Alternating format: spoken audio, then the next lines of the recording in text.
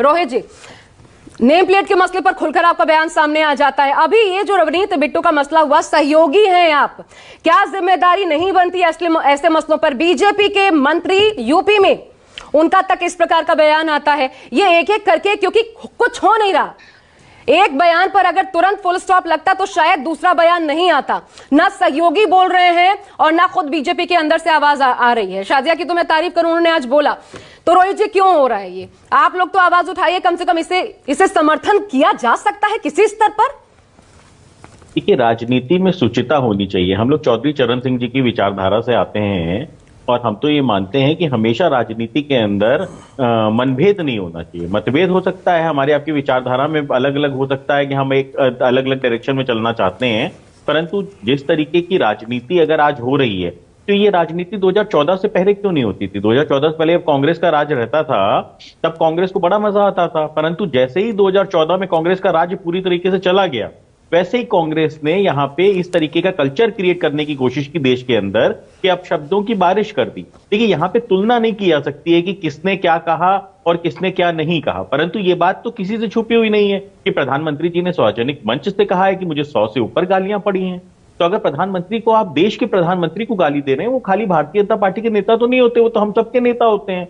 हम चाहे विपक्ष के हों चाहे पक्ष के हों, तो देश के प्रधानमंत्री को जब आप गालियां देते हैं, तब आप जब अपने नेताओं के ऊपर लगाम नहीं लगाते हैं, तब आप किस सुचिता से आप ये चाहते हो कि भारतीय जनता पार्टी वाले अपने नेताओं पे लगाम लगाए? परंतु इसका मतलब ये नहीं है कि किसी भी व्यक्ति को आजादी दी जा सकती है कि वो गालियां दे, परंतु ये हमें अपने घर में भी देखना पड़ेगा। हमें अगर गांधी जी के रास्ते पे चलना है तो हमें समझना पड़ेगा कि अगर कोई एक झापड़ मारता है तो दूसरा गाल आगे करो। अच्छा, मैं ये देख रही हूं कि आप जो क्रिटिसाइज कर रहे हैं वो क्रिटिसाइज कर रहे हैं, लेकिन किंतु परंतु क्यों आ जा रहा है?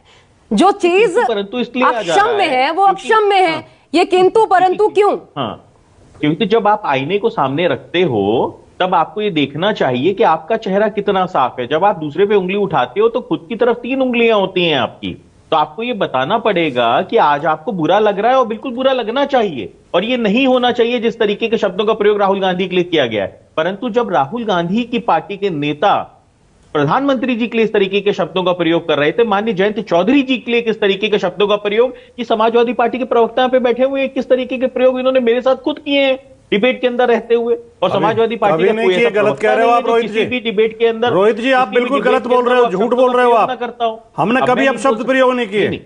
कोई एक उदाहरण दीजिए, आप एक उदाहरण दीजिए।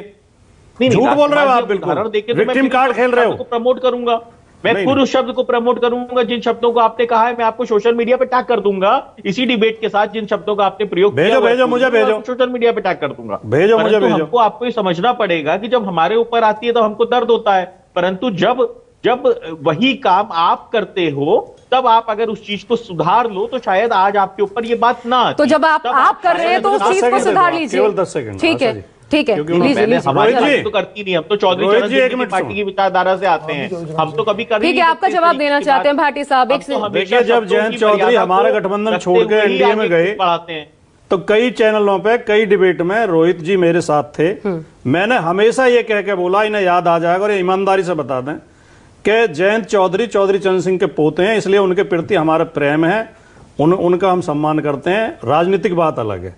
ये गलत कह रहे हैं कि हमने कोई अपशब्दों का प्रयोग करा।